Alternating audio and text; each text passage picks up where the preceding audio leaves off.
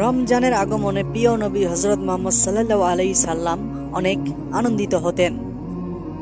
সাহাবীদের উদ্দেশ্যে এভাবেই ঘোষণা দিতেন, তোমাদের বরকতময় রমজান মাস এসেছে। এই মাসে রোজা রাখা আল্লাহ তোমাদের জন্য ফরজ করে দিয়েছেন। এই মাসে আসমানের দরজাগুলো সব খুলে দেওয়া হয় এবং বন্ধ করে দেওয়া হয় সব জাহান্নামের দরজা। এ মাসে বিদ্রোহী শয়তানগুলোকে বন্দী করা হয়।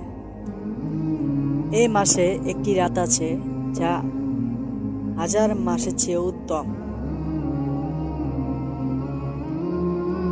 যে ব্যক্তি এই রাতের কল্যাণ থেকে বঞ্চিত হলো, সে অবশ্যই প্রত্যেক কল্যাণ থেকেই বঞ্চিত হলো।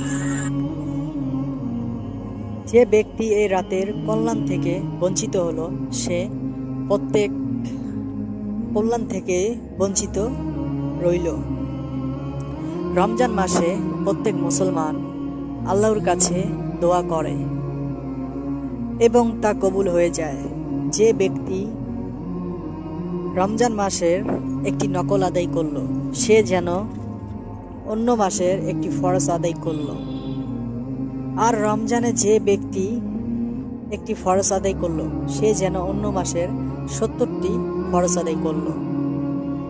আল্লাহ এই রমজান মাসে আমাদের দোয়া কবুল করুন এবং আমাদের ক্ষমা করুন, আমিন। আশা করি আমাদের আলোর পথ চ্যানেলটি ইসলামিক সাবস্ক্রাইব করবেন, আমাদের সঙ্গে থাকবেন। ইসলামিক ভিডিওটি শেয়ার করতে ভুলবেন না। নেক্সট ভিডিও দেখার জন্য কমেন্টে জানাবেন। আল্লাহ হাফেজ।